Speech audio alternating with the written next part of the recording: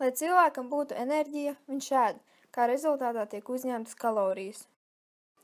Kalorijas ir enerģijas vai siltuma daudzums, kas vajadzīgs, lai 1 litru ūdeni sasildītu par 1 grādu Celsijā. Ikdienā mēs šo terminu lietojam saistībā ar uzturu un enerģiju.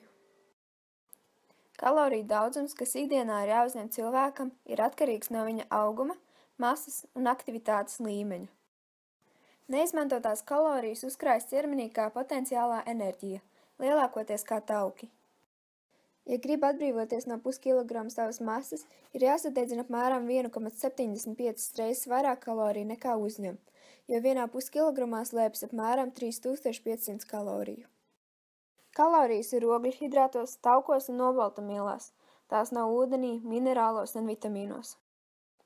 Tu pats vari izrēķināt savu sadedzināto kaloriju daudzumu, izmantojot formulu E ir vienāds ar M reiz G reiz L.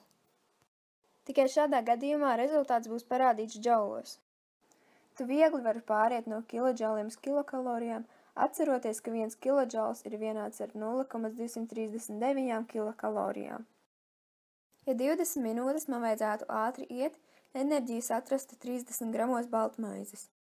Ja es apēstu 1 pols saldējumu, es 2 stundas varētu dziedāt un dejot.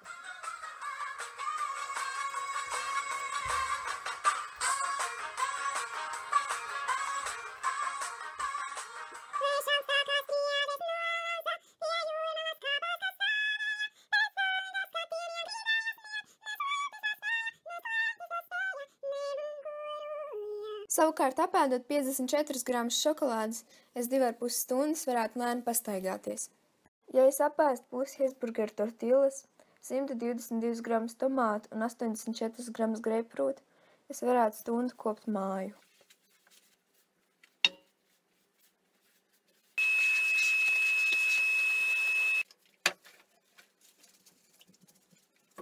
Izdzerot 1 glāzi piena, es 1 stundu varētu spēlēt kārtis. Ja es vēlētos pusstundu gludināt drēbes, man būtu jāizdzer glāze kolas. Apēdot 122 gramus ābolu, es stundu varētu skatīties televizoru.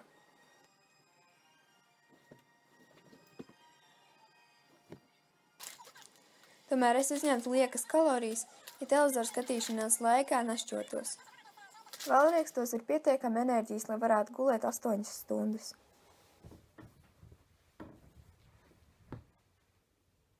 Lai 6 stundas mācītos, man pietiktu ar 51 gramu Pringles čipšiem.